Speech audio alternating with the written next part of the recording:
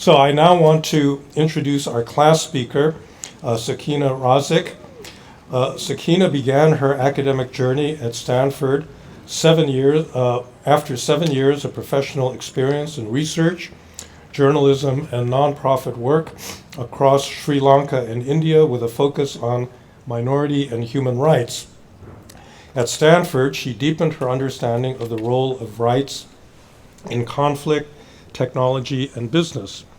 She also interned at a climate and human rights nonprofit, authored a case study in China-Sri Lanka relations. That was for me, by the way.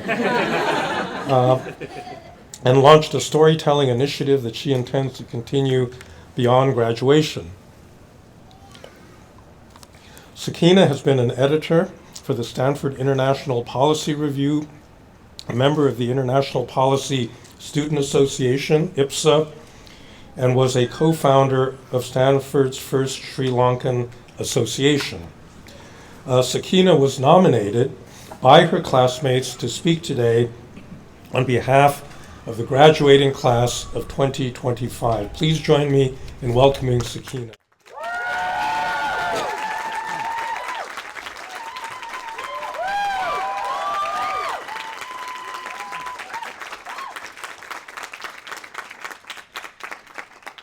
Thank you, Professor. Dear esteemed professors, faculty, distinguished guests, parents, families, and friends, thank you for being with us here today. To those of us graduating, we made it. Almost 2 years ago, I walked into Stanford's Masters in International Policy program here at this very hall, and each person stood out by a headline. The former theoretical physics student who couldn't stop talking about AI, the student from Indonesia who took a flight as long as mine to get here, and Kevin.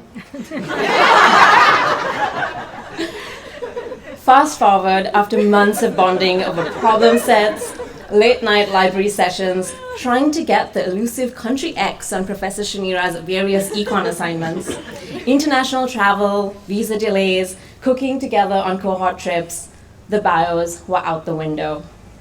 We were bonded by simply the luck of being chosen to form this cohort, a group of ambitious, talented go-getters.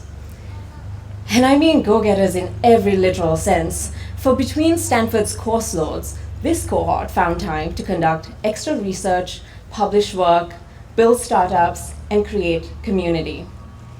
Emily set up a startup, represented Stanford Women's Rugby to win 2 back-to-back championships,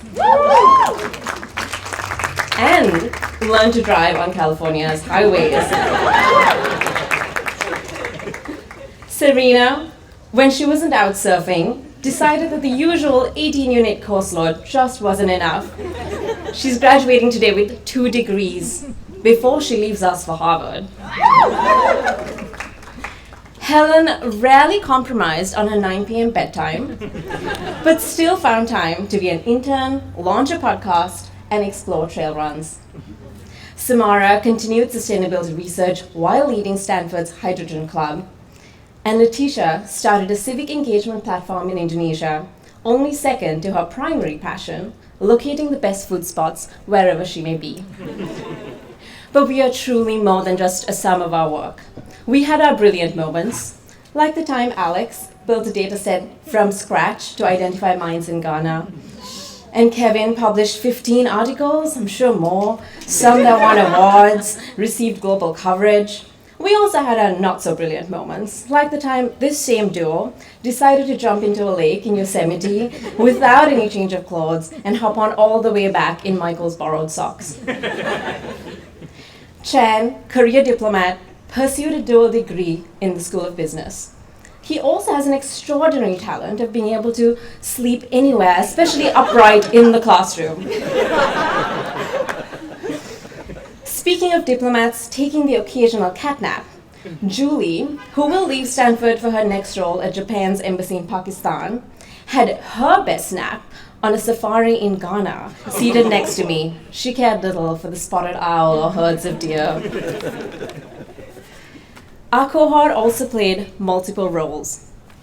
If you've ever seen an American student insert himself into a touring group in China while walking around campus to then begin speaking in rapid Mandarin, that's our very own Michael Oliski. He tell you he's just supporting his US-China research. Emerson, driven and unwavering, always seems to know what's going on within the cohort. An achievement between her research that spans Stanford's departments. Tiffany raised the bar on multitasking, publishing papers, leading our unofficial communications channels. She's probably posting about graduation this very minute. We also have a range of talents. Julia balanced teaching, researching, and performing with the Stanford Orchestra, and the ability to maintain a perfect poker face throughout any conversation.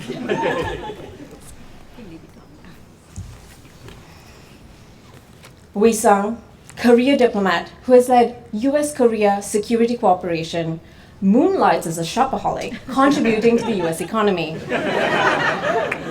Her logic is, if it's on a discount, it's actually free. Gustav Zergas is our AI maestro, dependable and always on time. Even though small, we are a mighty group, trying to identify every policy need in the moment. Sabina launched a mentorship program to support students navigating AI.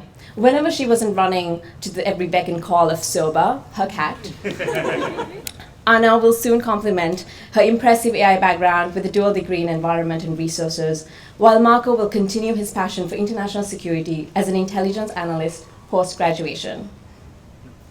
When you are part of someone's growth journey, you witness their highs and lows and are privy to both their brilliance and vulnerability. The last 2 years have been a culmination of professional wins and personal ones. We witnessed the transformation of 2 new girl dads, Sandeep and Marcos.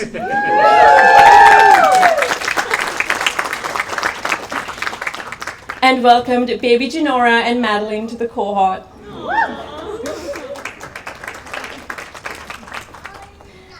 They are preceded by the cohort's ultimate girl dad, Joe, active duty US Army officer, and bike chaperone to daughters Adelaide and Eleanor, and baby Nolan.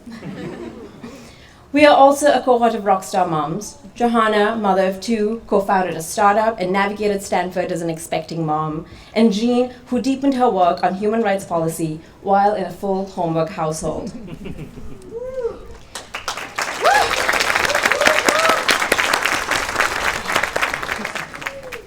To my community co-chair and Stanford partner in crime, Rachel, whose organizational works in national security were channeled to hosting events and trips to wine country. Between your ability to persuade vendors to offer the best discounts and persuade yourself to have a 4th coffee, contributing to Cooper Cafe's profit, your commitment to community is integral to why we are here today, bonded by mutual respect and care for each other. I'd be remiss if I did not mention Santiago, another pillar in building community. His first introductions were always, "Hi, I'm Santi and I like to party." And he followed through, reminding us to enjoy the present and smell the trees. Of course, we did not get here by ourselves. To MIP staff and faculty who have supported us throughout, Professors Frank and Shanira, Megan, Jonathan, Siraj, Patrick, Lale, and Lorena. Thank you for all the work you do and for always having your doors open to us.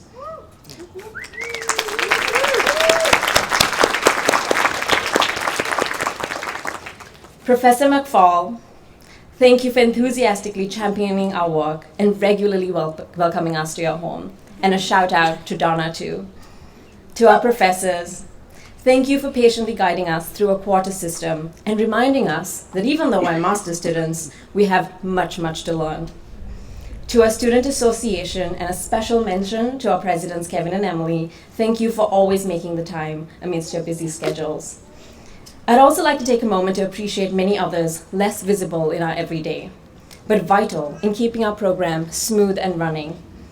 MIP donors who contribute to a holistic learning in policy, FSI staff and researchers who augment our research experience at Encina Hall, and Stanford's maintaining and cleaning staff. The MIP community has been a core part of my experience at Stanford because that's the kind of support I've always known. I grew up in the small island of Sri Lanka, filled with contrasts, stunning tourist destinations marred by conflict and uncertainty. My first 15 years of life against the backdrop of a civil war, the next several during ethnic violence that targeted my community, and the years after during a devastating economic crisis. Each experience had a part to play in bringing me here. As conflict dipped in and out of my life, people and communities influenced my life's course. I recognize that the world we are graduating in today is no better than the one I just described. The past 2 years have seen conflicts deepen, invasions increase, human and climate rights deteriorate rapidly, and the gap between those who have and those who do not widen at heartbreaking speed. I have no words of wisdom. I'm still just trying to navigate life. But I carry with me 3 core values. First, to never underestimate the power of community. When state institutions, the very ones set up to protect, fail you, community, be it the one you grew up in or the one you formed for yourself, can fill that void. I am an embodiment of resilience by Sri Lankans before my time, policymakers, activists, journalists, diaspora, and many others. Second, to believe and know that each individual has the power to change the very course set out for us.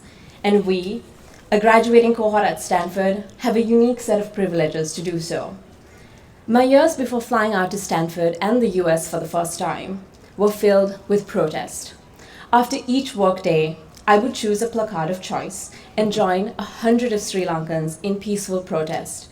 Months of mobilization mixed with pain and resilience saw the end of an authoritarian regime I had mostly only ever known. I will never take for granted the freedoms that we fought for or fail to recognize the privileges that brought me here. I ask of you the same. I know that the past years have been filled with your own contrasts, joy, but also pain, for missed moments with loved ones, mapping dreams during uncertainty, and working so hard, it is a wonder how much sleep any of you truly got. But to be here graduating is one of immense privilege.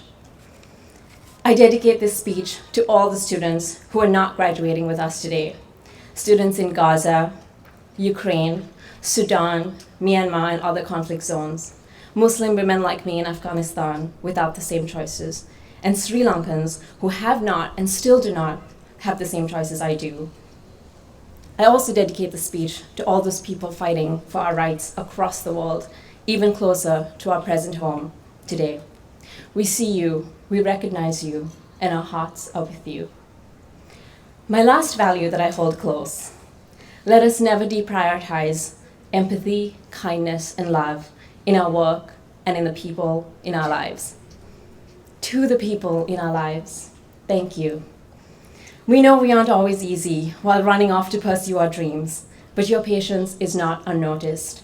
Thank you for your time, energy, and for giving us your love fully and entirely. To my parents, who created a first generation of daughters and showed me that an education is so much more when combined with resilience, grit, and love. I do not know how you do it. To my mom, in another lifetime, you'd be up here if you had even half the resources that I did. To my dad, working tirelessly to provide me with all the resources, I hope you can finally consider retirement. To my grandparents, my second parents, who made my science projects and birthday cakes, I am lucky to have you in my life. Thank you also to my friends and mentors in Colombo and beyond. No pathway to success begins alone, and you are my guiding lights. To my partner here with me today, thank you for being there throughout, without question. To my sisters, Salma, Saida, and Sajida, thank you for the tough love. You are my foundation and the reason for everything I do in life. To my cohort, thank you for your brilliance and bravery. Please join me in congratulating the graduating class of 2025.